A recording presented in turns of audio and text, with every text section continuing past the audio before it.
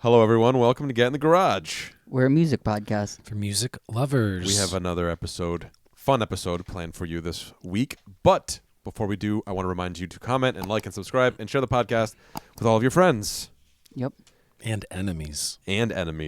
We are reviewing the brand new album by Marcus King. Yes. We are reviewing the brand new album by Muse. We have music news for you like we do every week. And then we are also bringing you the Coldplay album. A Rush of Blood to the Head, 20th anniversary. 20th anniversary. That's the episode. Let's get it started. Yeah, here. We're fine. I'm going to be honest with you. The Coldplay album blanked. It was a rush of blood to the head. Did you faint when you listened to it?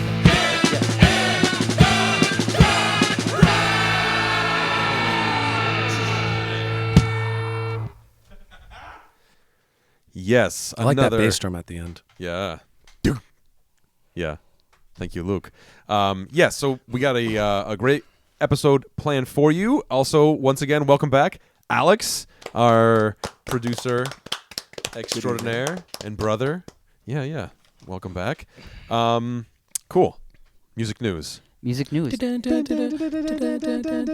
can start it if you'd like. Yeah, why don't you hit it off, Michael? Dolly Parton launched Wigs for Dogs brand.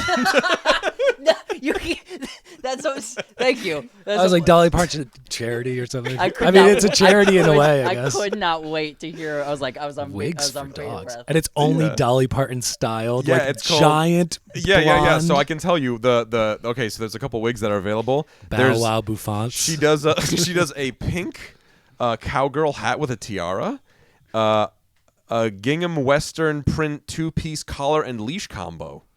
But percentages of proceeds go to the Willoughby Farms. It's an animal rescue charity. So there is a charitable donation that goes along with this too. The two things you said are not hairstyles. Yeah, Well, they are in the hats world more. of they are in the world of Doggy Parton, Ah, because that's the name. very But nice. I thought they were wigs though for dogs. they are wigs for dogs. But like one of them's a hat and the other one's a leash. Isn't a it's- hat a wig by definition? It might be. I think a wig is a hat. That's actually Yeah. more true. Yeah. So, good job. Yeah, look, Alex pulled it up. There you go. Oh, It's okay. No, Dolly there are Parton. wigs. There are wigs. It is a real thing. It's a French bulldog with Check it a. out. Thank you, Alex, for with showing a- us yeah, that. that was nice. It's very wonderful. Yeah, so there you go. So opening news. Very There nice. you are. I got one for you. Okay. If you want another lawsuit this week. Oh, here we go. Okay. Mickey, Luke's legal corner. Luke's legal end. Luke Esquire. Do you ride motorcycles? Okay. You may be entitled to compensation. Monkey's drummer, quotation marks, Oh, Mickey yeah. Dolenz sues FBI seeking access to agency's file on the Monkees. At least one FBI informant attended a 1967 Monkees show to investigate subliminal messages, quote unquote, in the group's onstage projections. So, the group famously toured with Jimi Hendrix, on one of Hendrix's first tours. Yeah. And they went around the country. When they got back, they were kind of doing this thing where they showed student demonstrations and things of the time. And the FBI had a file on them.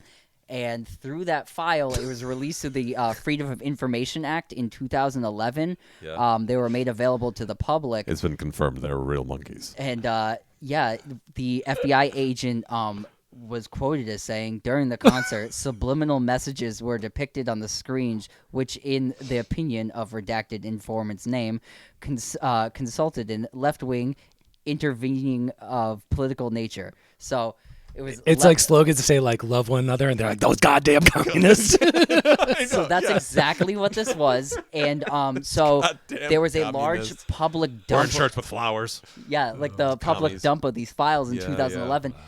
Mickey Dolenz has been through the Freedom of Information Act has been trying to get why and what happened, and they won't release him any more information. Yeah. So he's gone to court, being the only surviving member of the Monkees. He has rights. When he to walks the in the name. courtroom, everyone just goes, "Hey, with the monkeys."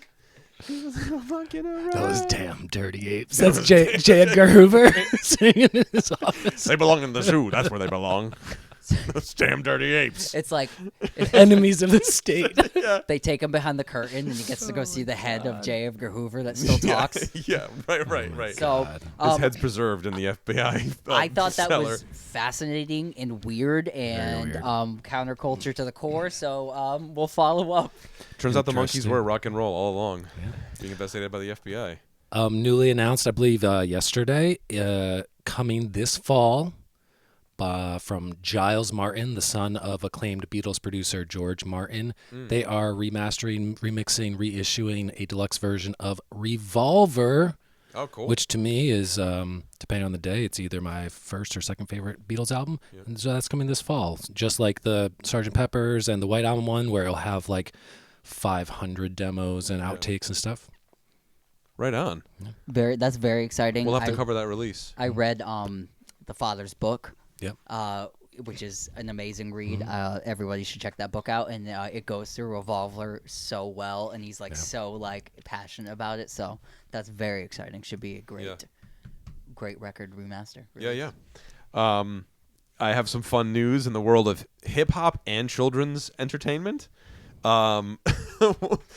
Yeah, it's an interesting mashup, but hear me out. Snoop Dogg has created a children's YouTube show. What is up with you and Snoop Dogg? You have new Snoop news every week. Listen, man, with Snoop Loops. This and is now, Michael. This is a Snoop Dogg minute with Michael. Yeah, so he has a new show called Doggyland. It's Doggyland Kids Songs and Nursery Rhymes.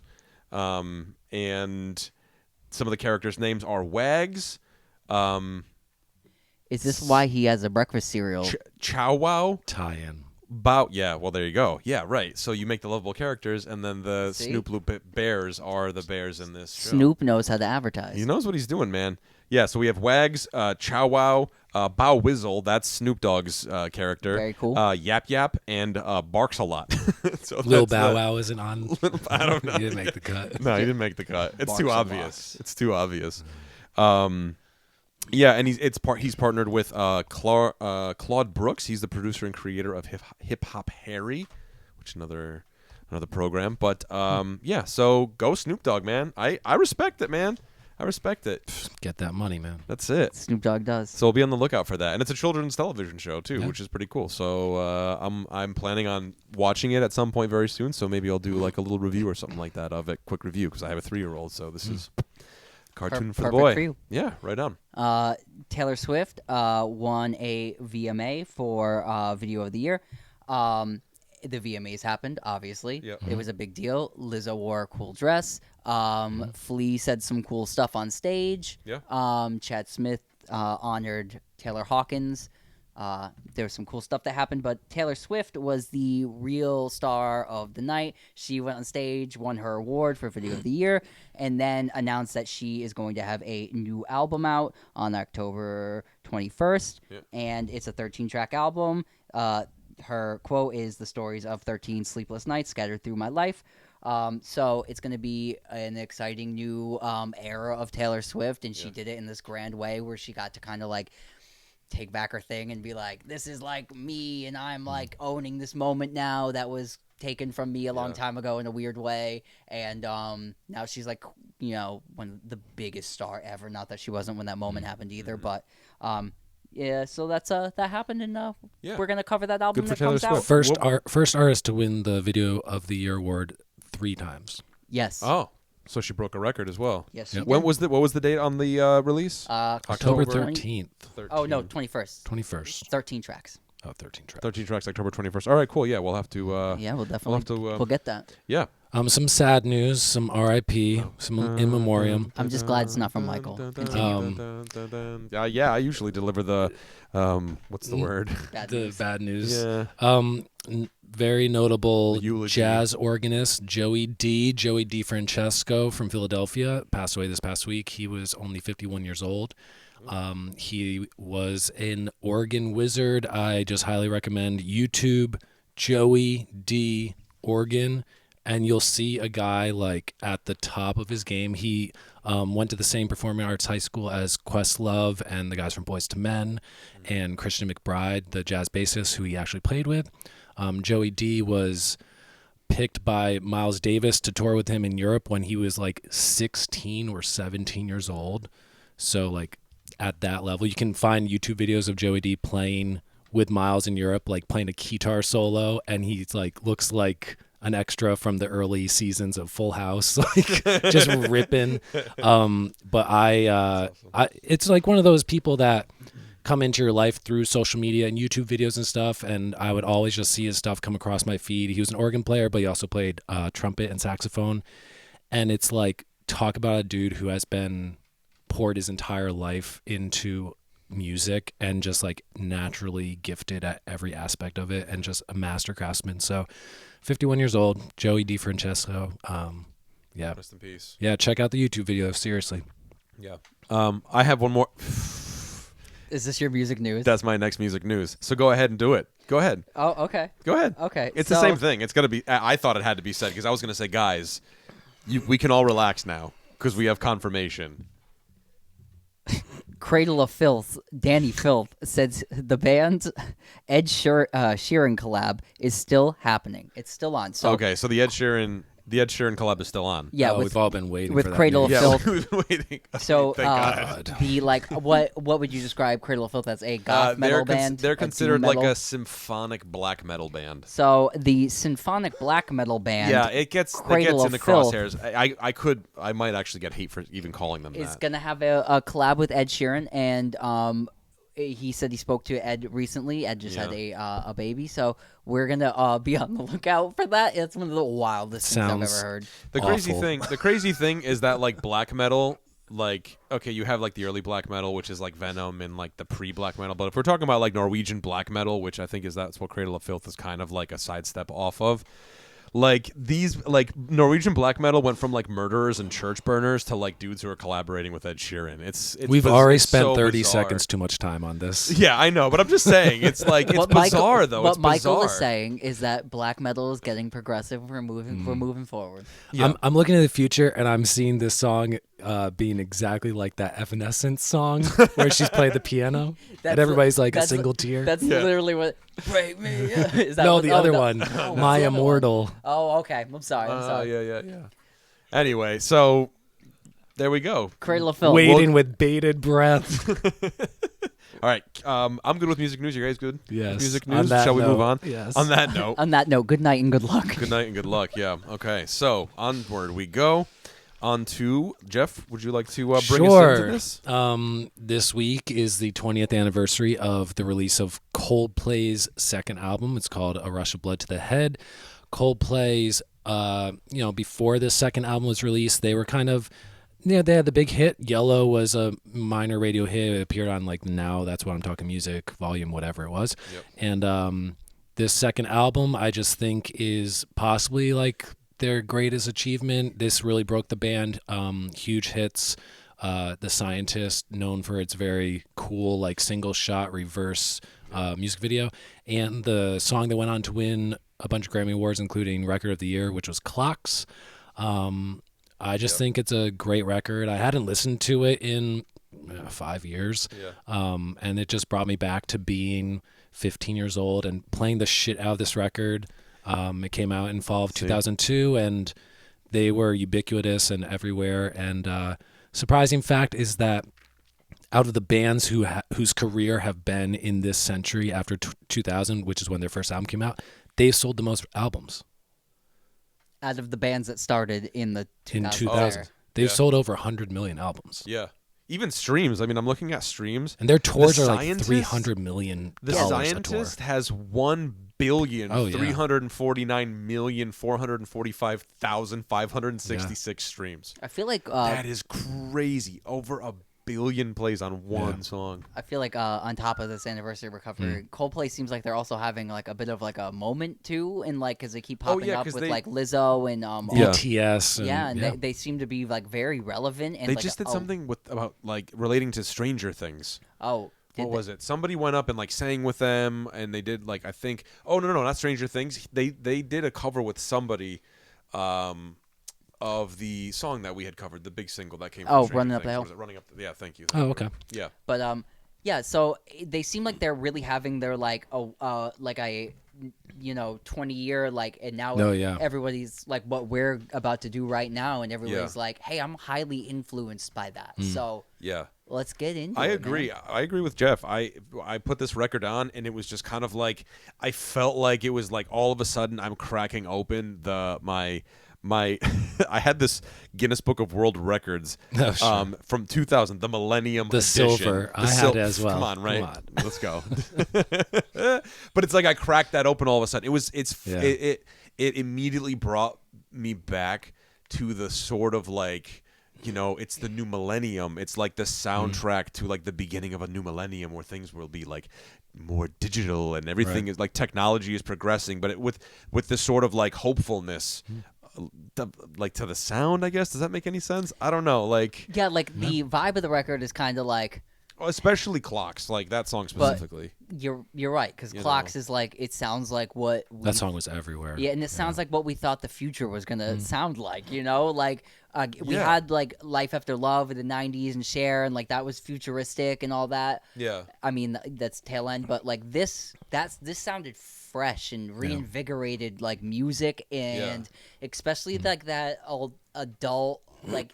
This is like rides in that indie adult alternative, adult contemporary world, and it really reinvigorated that world where like before like adult contemporary, I feel like in the '90s was like that like song that played of like hey oh, hey oh, hey, and it was more of like mood music, and then this brought it into something where it had like more of like an artistic like singer songwriter bend to it, and I think a lot of people followed suit with it afterwards. Re-listening to it, this album really personified that time, and I think what indie music was going to become for the next. Yeah. Because a lot of indie bands now, like I was just saying. Like the folk this. realm, singer-songwriter realm. And this album is like, for what you said about some of the things sounding like the future are going to be, this album is still like so organic and warm, and like there's some like extra layers of keyboards and atmosphere, but it does sound like four dudes in a room playing the songs. Like it's not polished, and it's still kind of ragged at times. There's a lot of like a lot of reverb. You can hear like room space, right, and especially the drums. Let's take drums are very live. Let's take an album we covered last week that's very dense. Oasis's Be Here Now.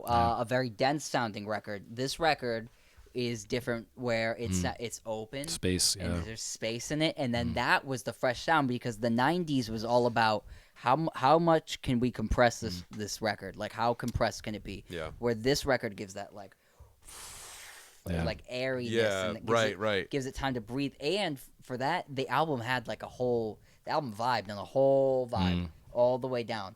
Yeah. It had like, it didn't have like a disjointed like, what's this doing here kind of thing. Yeah. Yeah, and it opens with a song that he, the story is that Chris Martin wrote the song on September 11th, like when it was that day where every station, BET, MTV, cable news was all playing the footage, and he wrote the song Politic, and a good addition to this album worth checking out, which I played to death, is their DVD. I'm sure it's on YouTube or streaming or whatever, of the Live 2003, which was taken from their tour to support this album.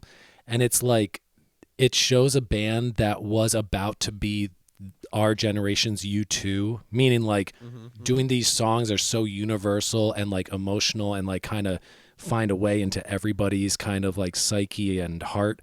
And this tour, they were playing, I looked at the like list of dates, they were playing like 5,000 to 8,000 person venues, and then like because of how successful this album was, they like the next album they're playing 30,000 person venues, and like continue to now.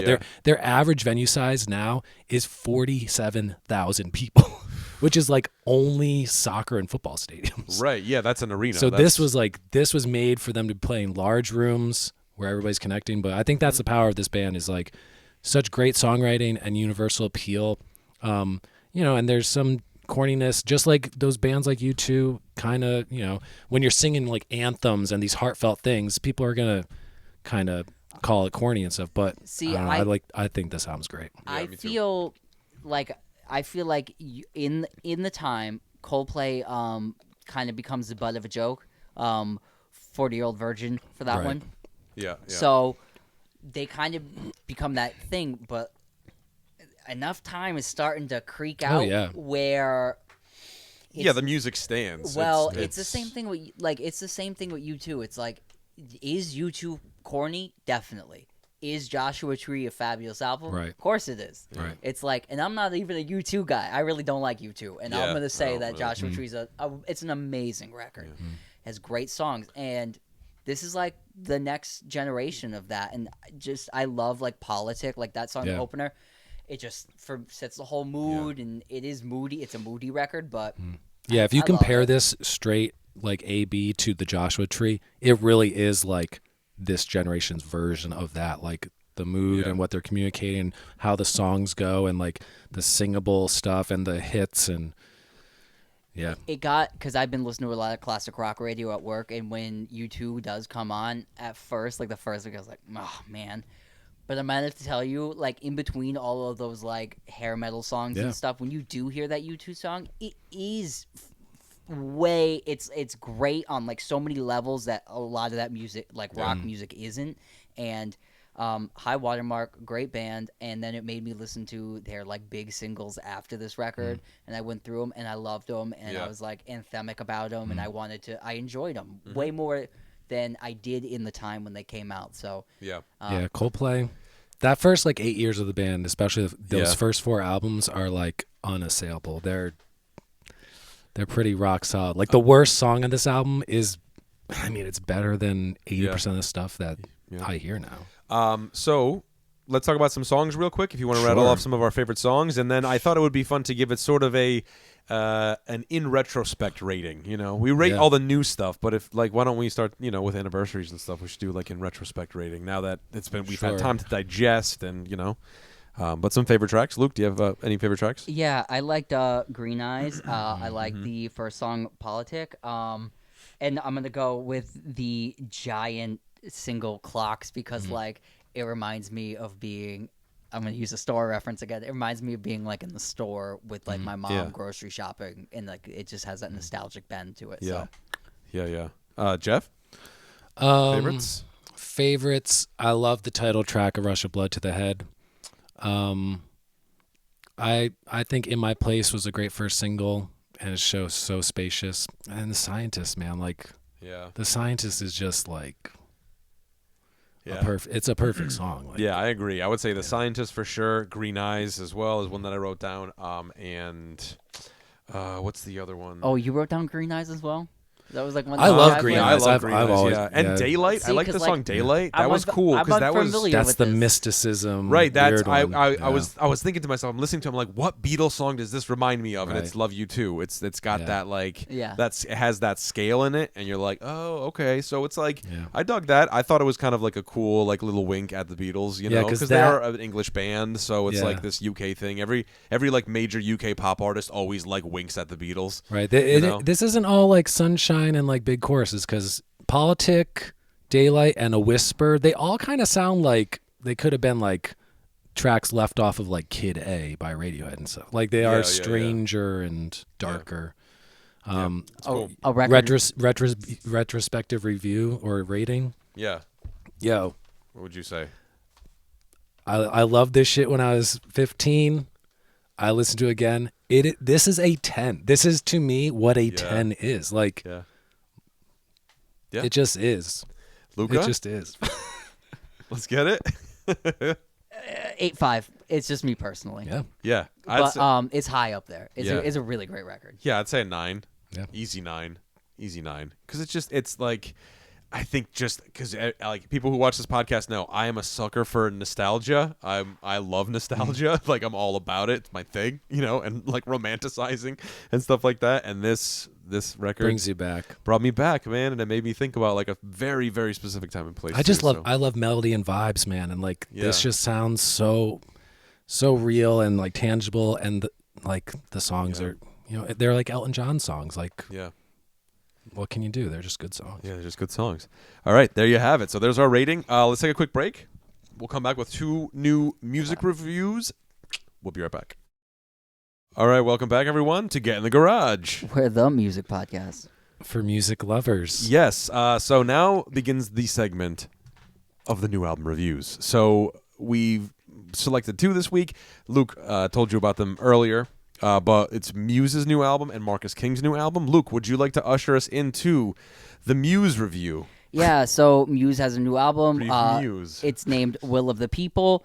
It is an album that they released because their record label, Warner Brothers, said, we want to make a greatest hits album. They said, we're not going to do that. So the concept of this record is the band took all of their kind of styles and progressions that they've gone through in the past 20 years and put together, or like rather 22 years, something like that, put together a correlation of all their sounds on one record. So it's like a new age greatest hits with all new songs. So Yeah. that being said, it's their probably most political record to date. It has themes of revolution and all of that kind of stuff going on with it. It's theatrical, it's heavy metal-y, it's like Queen on heavy metal steroids a lot of the time. Yeah. Let's get into this record, guys. What did you think of this record? Conflicted. Conflicted. It's Because I felt the same way. very conflicted. Muse isn't a band that I like reach out for a lot of the time to listen to. They are something that I like know about, but really haven't dived into the flavor of. Kind of knew they did like the My Chemical Romance Black Parade thing, like all the time. Yeah. Like on steroids. Like that was their deal all the time. Yeah, I have not listened to Muse actively for 18 years. Like I mean I know I hear it when it comes into like the modern rock radio, like whatever, I don't know, things that come out. But like I kind of was into it because their influences are, it's like Queen. Yeah. It's like Luke said, I heard a lot of My Chemical Romance type of flavor, which they always have had since they kind of like broke around the same time in the early 2000s. But I think the singing's really good. I think the playing's really good. I think it's like the keyboard layers and all that cool sound stuff is really good. I love the it's very over the top, and I like bands that like fully commit. Like to me, this is like, oh, what if bands like Imagine Dragons didn't bore me to death?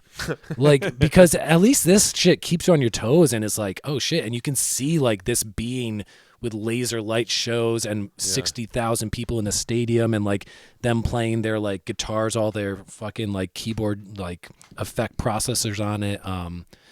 It has like some of those straight Queen like I am singing with a piano type of songs. Euphoria. That song's like Euphoria, where he's like blasting in the falsetto. It's like that song sounds like pop punk Queen, which is one of like that's a really cool song. Like it's a cool thing to do. This is like Queen 2 taken to an extreme. Like that album, which is like very proggy and kind of like balls to the wall. Yeah. But yeah, I mean, I liked them in, I think the album was like from 2003. I think it was called Absolution, but that's the one that has like Hysteria and I don't know.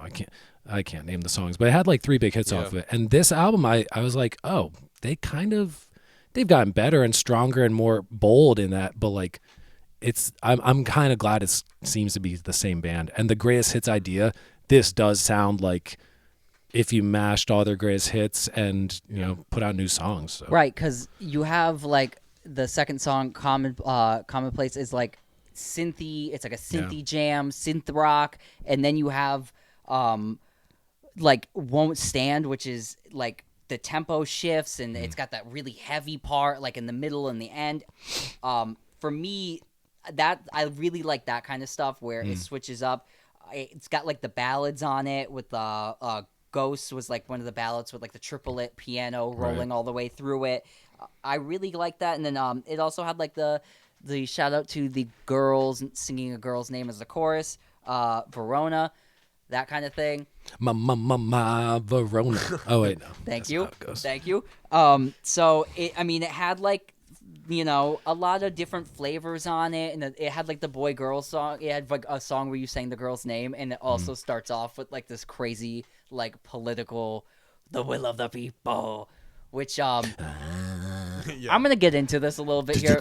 I read like 10 reviews from this album, and not one of those reviewers even mentioned the fact that the title track of this record is a homage, if you will, to Marilyn Manson's. Oh, that was in every review I read. It like People? led the review. See, I read like 4 or 5 reviews where I couldn't, where I okay. was like looking for somebody to say this. I read Mojo, Kerrang, a couple other ones, like bigger names. Like I went down like in the setting order from like the Wikipedia page. I really couldn't find a lot. Not of people reviewed by talking about Pitchfork though, so we can't get. I think I was Pitchfork reading rating. the Norwich Bulletin review. Were you? I don't know. Either way, I'm gonna say this. In the light, do Yes. I like Beautiful People? Yeah, I do. But in the light of what's happened, Recent allegations. maybe not homage that, and I'm probably just gonna leave it at that. I just think it's a little like tone deafy on that part, and I thought you could have done that vocal line like a million other ways that weren't that. Yeah. So but that's like I have 2 nitpicks on this record. That's one of the nitpicks, is I wasn't a fan of that homage kind of thing, and secondly, I really, really, really, really, really, really, really, really don't like the song Halloween in the middle of this record. You make Or me you- feel like it's Halloween. Halloween. Yeah, I told Luke. The song is called don't- "You Make Me don't- Feel Like It's I Halloween." told Luke, how did this go from Les Mis to fucking Nightmare Before Christmas Yo, in like 2 minutes? 80% What of the their hell? fan base are goth girls. They gotta give them the listen, breadcrumbs. They're playing to the crowd. Listen, I know, like the whole. I just even at that, it's not a good song. It's got like the crazy. What song did you say it sounds like? It sounds like "Anything Can Happen on Halloween" Sung by by- Tim Curry Thank from you. like a really low budget HBO Straight original to movie. television. Jack HBO. Skellington wasn't a co-writer on this song. No, he's not credited Oh. for legal reasons. Neither is Marilyn Manson. Warner Brothers. Jesus. But so that song is it's my it's God. jarring. And it's right in the middle of It's, the album, it's too. right in the middle. It's got like the. It's building to that moment. It sounds like it literally. It sounds like Halloween. It sounds like the Halloween Town intro with that Yeah. Yeah. from Disney Channel. Yeah. I'm not a fan of the song. I think it rides the line of corny and crosses right into it. It Oh, jumps the it's- shark. Oh, yeah. It's funny. What I Jumps the pumpkin. I was talking. I'm to not Jeff. as mad at it as I was about that Jack White song where Q-Tip raps on it. I'm not as aggrieved by Oh, it as yeah, that. Yeah, but Jack was- White is the mayor of Halloween Town. But Surprised he's not a feature on literally, this song. you could have like just taken this song off the record, and I think it would have made me enjoy the record way, way, way more. Yeah, Just take yeah. it right off. Yeah.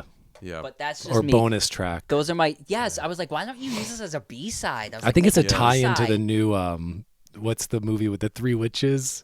Oh, the new Hocus Yeah, Pocus. it that's must be a coming out. tie-in. But this is okay. So if we're gonna get into it, I'm though, gonna laugh my ass is- off if the soundtrack comes out and that's the closing credits. I'm sorry. Yeah, it's is the closing this credits. is their most political album to date. Yeah, yeah. And it is on some level. Yeah. On another level, it's not that political at all because it doesn't really say what it's political about or who or for or They're why just like revolt against what? I haven't gotten there yet. or against. So I mean, a couple nitpicks. That's Yeah. those are the 3. The political message is blurry at best.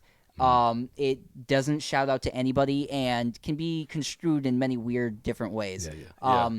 The Halloween song, leave it on the B-side, and don't homage Marilyn Manson in the modern era anymore. Yeah. I think those are 3 things that are normal things. Yeah. But other than that, I did really like this record. Yeah. So, There was a couple. I mean, we pick nits, man. That's what we do. So we are fucking fucked is one of the. It's a great song. Like where he's like, Yeah. we are fucking fucked. It's like to sing that over like that. I was like, that's funny, man, With a Phantom of the Opera mask on. wearing a cape. because that. Jesus, but that's. Yeah. I think. All right. So if I could give at least my 2 cents, Sorry, and then I'll sorry. pass Give the your 2 gauntlet off to cents. Jeff. My favorite part of this was the sort of like, I'm like, oh, this is a rock opera. Why didn't they just like do like a stage show that go along with this and have this as like a theme for a rock opera? Because it has like the rebellion and the thing and like the Les Mis spirit, if you want to call it that, I guess. But yeah, I love the song Liberation. That was a great tune. I was like, oh yeah, this is like a Queen I love opera that song. vibes with the piano and all that kind of stuff. What is it? Won't stand down. I like that song too, man. That was cool. Rockin'. Same thing. Yeah, I enjoyed it, and it's digestible. It's 37 minutes long. It's 10 songs. You can get through it. It's not That was like my you're sitting favorite thing here. about it. Yeah, it's not like you're sitting there like, oh my god, this is like a hour and 20-minute long rock opera thing. Yeah, it's You know not what The I'm Wall. saying? No, it's not right. Not, Thank you. It's not The Wall. Yeah, but it's so much more like a Queen album in that sense because it's 40 minutes long. Yeah. And it's interesting. They go electronic. They go that sort of, they go the Queen rock opera ballady to the sort of like genty, like fucking breakdowny, like they give you that crazy, super crunchy Drums. and some cool keyboard stuff that sounds like solo guitar. It's not solo guitar, but it sounds like it's solo guitar. I was listening to it, I was like, is this solo guitar? No, this has got to be keyboards. Yeah, but I think a lot of his stuff, he's going through so many processors, it might be guitar. Yeah. Or it's doubled. Or it's both. Yeah. Either or. It's a guitar solo that's run through a keyboard MIDI. Right. Yeah. Right. Because that's what it is on his guitar. Yeah. So that's if I have a complaint, it's that it's just like you should have made this like a rock, like if it was a stage play Just rock lean opera more or something. political. Yeah, Or and lean into more it. political and make it more like sort of like like shaking your fist at the man at the bigger the thing. Whatever. Well, that will be the tour. Their tours are like right. huge spectacles. The tour is going to be like... It's gonna be like a Roger Waters right, show. It's gonna be like that thing, like Fight. Because it already has been. Yeah. And a lot of their other hits are these, anthemic, like Fight the Power and the Government. And like Luke said, it's blurry and it's kind of generalizing, but they still are these like put your fist up type of songs. Right. What are some of your like some of your highlights? We talked to quite a few of them, but I mean, you named the ones that I really liked. Liberation, Won't Stand Down, and Euphoria were my three favorite. Yeah. I would say Won't Stand Down was like, because that one's ripping. Like I forgot that this is a rock band. Like like the drums are really crazy on that song. Some cool drums. Yeah. I wrote on Won't Stand. I wrote cool tempo shifts. Yeah. I was like the heaviness. Yeah. Yeah, because it gets really like, So, quick rating. Go around the table. The soundtrack of the revolution against. Just against. Luke, what are you giving this? Yeah, let's rate this bad boy and move on. 6. 6? 6. Okay. I'll go 6.5. I'll go 6.5. 7, 6.5, 7. I'm saying 7, and if the Halloween track was off, it would be a 7.5 or an 8. If the Halloween track was off of this would be a 7 for me. Yeah, That's likewise. that's It all would I'm go saying. up too, yeah. But I also do like that one because it's so crazy. Yeah. Because it's like Knights of Sidonia is like one of the big hits from like 2007. It grows on where you it's like an old pumpkin. Where it's like you wrote a song about the Wild West, but it's also surf music and it's 9 minutes long. And it's like crazy. I'm still on Leave It on the B side. No, me too. Ultimately, I it's like Yeah. All right, so there we have it. There you have it. Let us know what you think. Do you like this Muse record? Okay, moving on to the second album review. The fourth king of blues music. The fourth king of the blues, Marcus King, released an album called Youngblood. It is his fourth or fifth. You said fourth? I never said I'm nothing. sorry. I don't know. Oh, you said he's the fourth king. I'm sorry. Alex, can you tell us what? Can you tell us how many records precede this? It's blurry because he's made some under his own name and some under the Marcus King band name. Okay, So. I wonder if Spotify has it all under. It's all under the same thing on Spotify. So 11 songs long. It's 42 minutes and 47 seconds long. I really am looking forward to cracking into this record because of the fact that it's the evolution of the blues. Like, not a lot of people are really talking about the blues right now. Gary Clark Jr. was probably fourth album. Gary Clark Jr. is probably the most recent sort of like popular blues. Yeah, Alex. 4 albums precede it. It is his 5th album. It's his 5th album. Okay. And I think the last correct me if I'm wrong. Fact check me, Alex. I think the last one, Dorado. El 2 years Dorado. ago. That won the award. Was that the folk Oh Best yeah, when Americana Grammy. Best Americana Grammy? Yeah, that was in 2020. Yeah. right. So he's kind of like Gary Clark Jr. They tried to put the "You're the New Blues Guy" thing on him, and he was like, "Oh no, I'm not that guy. You can anyone else. I'm not Yeah. him." He's just doing his own thing. So I think he shook that label pretty well. From what I kind of am getting from the vibe is Marcus King seems like he's the new blues guy that plays guitar. We've had them the Stevie Ray Vaughns of the past. Yep. Like they get like you know what I mean, very popular. These virtuoso kind of guitar players that have come since I'd say about the mid 70s to the 80s, definitely from the 80s on. You have what you have in the blues now is kind of a not so much a artful craft of the blues, where you're trying to progress it in some kind of nature, but more of an homage and a throwback and a high value on the prodigy skills that you have on the guitar. Yeah. The guitar player is just like you're the featured act. You Right. go to see this dude like shred over stuff that's easily shreddable. Right. over. So having said all that, Marcus King seems like he's the new dude in those lineups. He is bringing a flavor of more. I think he's more trying to be an artful form of the blues, where he's gonna kind of grow out of it. But the guitar, just being the guitar guy. This record to me seems like it's going to be the real. Is he going to make a different record after this, or is it going to be more straight 12-bar blues kind of music? Right. So that's where we are on the crossroads. This is a straight up like blues throwback album. Yeah, but it's like classic rock country version of blues. Yeah. Right. Because it's closer to the Chris Stapleton songwriting, and even vocally, like he sounds like the exact middle between Chris Stapleton and like Anderson .Paak's voice. Yeah. Like, because they all have that like high hissy rasp in their voice. And there's a lot of songs on this that like sound like, I mean, retread seems like, dismissive, but like retreads of like CCR style songs. You picked up on that. I mean, Come how could you on. not? How could you not? Right. Four Thank measures you. in, you're like, Thank you. down on the bayou. It's the same fucking song. If we're gonna Like, yeah. if we're gonna shout it out another Yeah. one, Dark Cloud is kind of literally freeze all right now. Almost no Yeah. separation from it. But that's blues and rock music. Right, It's all so- derivative in ways. Did I like this album? So we're kind of getting the context of what this kind of record this is. I liked this record. It wasn't like a thinker for me. It's more of just like a good time record.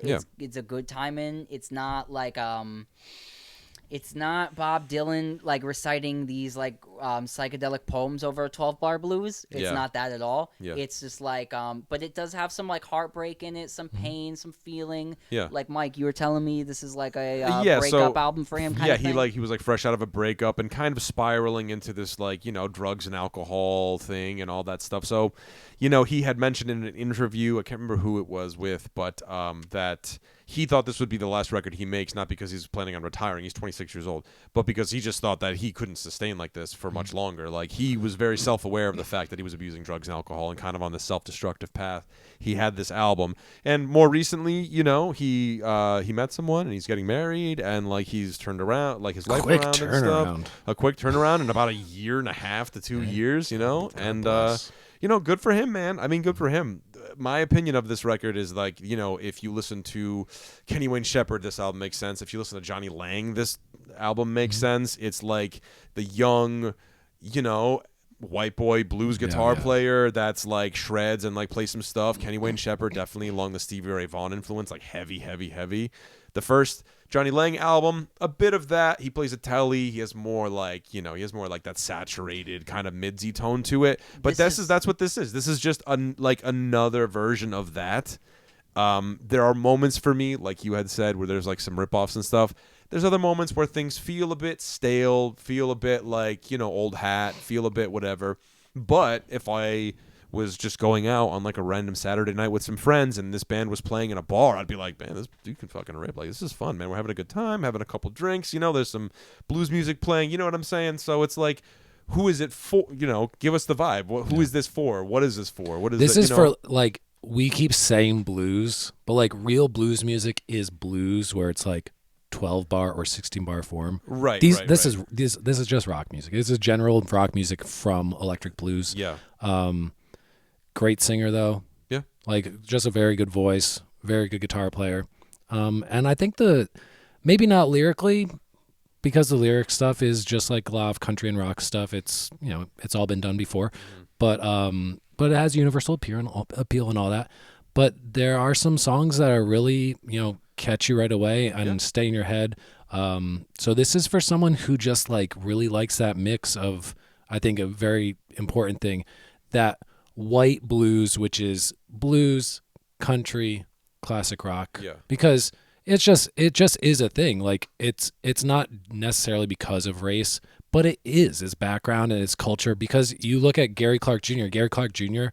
mixes in a lot of soul, a lot of R&B, a lot of hip hop stuff. Yeah, right. Because that's the music, that's the jumbo he grew up, you know, and that's eating. That's exactly why he doesn't get placed in that you're the virtuoso guitar player guy now, right? And he's like, no, because he doesn't do that. Yeah. This though has that, the soloing and the I did love like the Too Late had like a great like pop hook of it. Like the first track on the album, like great kickoff. Yeah, like for me, I either want him to like lean more into like the medley vibe of what he's doing, and maybe like just grow a little lyrically, where he's giving us like maybe some kind of abstract story that you're not a part of, or an idea of something like that, because this is all kind of like surface relationship stuff, and I think he has the capability to really go out there and make some like really interesting like storyteller, like maybe like more of a Johnny Cash vibe in there, where you're bringing like the, obviously I'm wearing the shirt, this is what I thought of it, but like the where you're telling a story thing, because this one he's close, he's close, like all the themes are right on, because they're all right on with like great classic rock songs. I just want a little more. And as a guitar player, like Mike named a couple people that are very deeply indebted to other players. He's chameleon-esque, where he like whatever fits the song is the style he's playing, because he played some solos where it's like very off kilter and like not trying to be like phrasing directly with the rhythm, but like kind of fighting against it. I mean, like the guitar work on the song Aim High, I think that's my favorite song on the album, probably because just there's dynamic shifts in that song, but also like that lead guitar, it sounds like it's an octave fuzz of some kind. But it's just very like, it just sounds like him. It doesn't sound like he's ripping someone off. The other song I really liked was the song Rescue Me, which was like that sultry, hypnotic kind of like, not mellow like slow, but mellow, like the mix just sounded like very squashed and all of one thing, like a misty kind of feel. Kind of like Santana-ish, like that low-key thing. When I heard Rescue Me, I was like, I kind of want the rest of the record to be more on that vibe, because that more swampier. Well, it gave me like more of like a original feel from like Marcus King, especially vocally. Like that song did it for me, like what I wanted, kind of more vocally. Because that was soul. Like that's man, and Rescue Me really bummed out, because like that show is over now, I think. But this would have been the best. Sorry, fucking Dennis Leary. Song. Wouldn't it? I was like, he's like, rescue me. That would be a good title song. A good. That would have been it, man. But yeah, 20 years too late.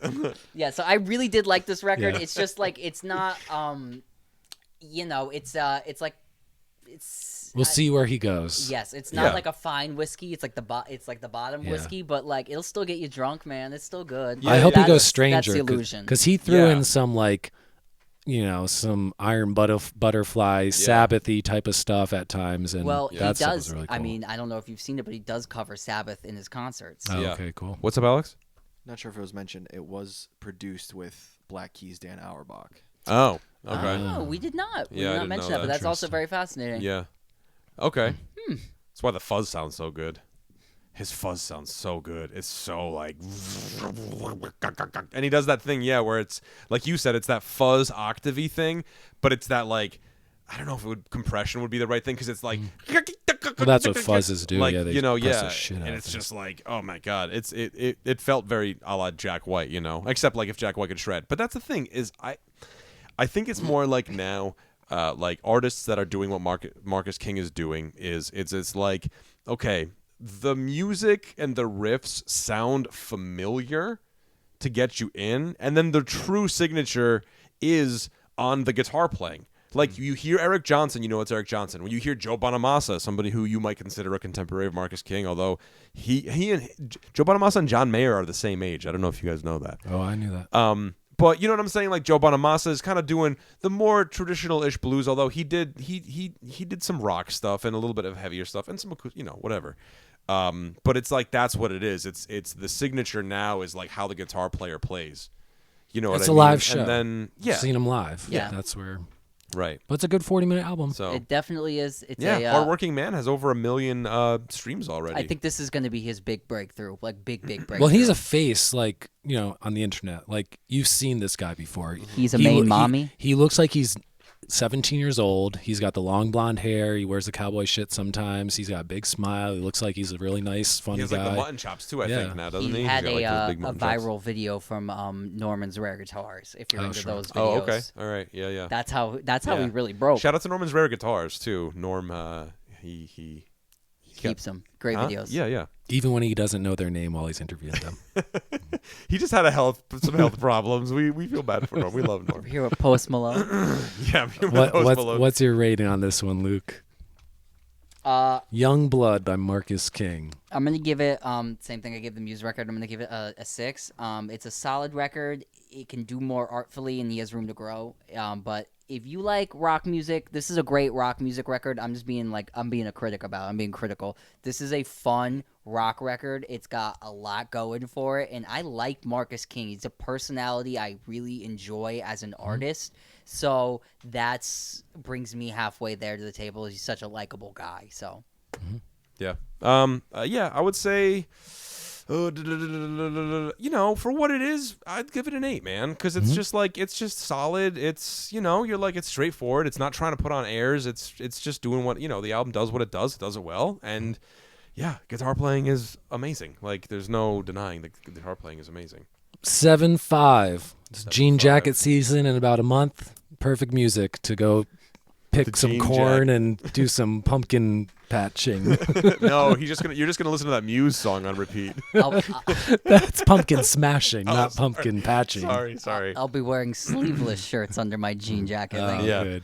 All right, cool. So there you have it. I did want to share one fun piece of late music news before we send off. Just the tip of the hat to the the song "Dope Smoker." A tip of the bong. From thank you. That's what it is. A tip of the bong to Sleep's album "Dope Smoker," which is celebrating an anniversary, I believe, this year. And I they're don't doing even think it's No. celebrating an Oh, no? anniversary. Oh, no, they're just It's doing just a a re-release remix, remaster, of reissue. the record, and there are pot leaves pressed in the vinyl, so that's always fun. Yeah, it Definitely got give it a listen if you want to hear 53 minutes of sludgy doom metal. One track, 53 minutes. This is their third album. This is the album like they made, and then it was shelved by the record label for like 3 years, and released with a different name, with a mix that the band didn't approve of, and like the whole process kind of broke up the band.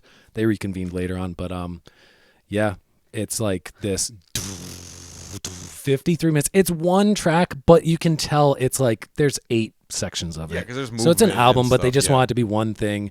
It's like the high watermark of 90s stoner rock, stoner metal, or whatever you want to call it. Yeah, it's very long. It's the original name of this when it was released was Jerusalem. Oh yeah. Which is very strange. And then when it was finally re-released with like the band's like stamp on it, got the original name Dope Smoker back to it. Yeah. I think Jack White just released a press of this as well, if I'm not mistaken. Because that's who bought it. The rights was Third Man Records. Yes. Oh, all right. All right. So buy the vinyl. If you like break it up and crush it, you can smoke it. The leaves get you high? But No, the we plastic. we need to run an advisory under. Yeah. No. Alex is like, do not do that. Yeah, Do not recommend. No, do not recommend. We are, Anyway, so that's been Get in the Garage. Let us know what you think. Do you share certain views and opinions voiced on this podcast? And then also, It's not the content you want. It's the content you deserve. Oh, we haven't used that one in a long time. It's been a while since we used that one. Don't forget to like and subscribe and share with all your friends. Rate us on Apple, iTunes, iPodcast, whatever. iPods. Listen to us on your iPhone. Listen to us on your iPhone or Android devices too. You can find us on there too. Anyway, until next week, guys. Check your Zunes. This has been Getting Hey, Garage. have a good week at school. Have a good week at school. Bye-bye.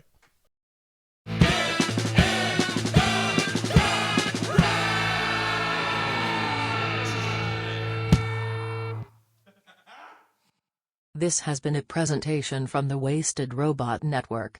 For more information and links to other shows, please visit www.wastedrobotrecords.com/podcasts.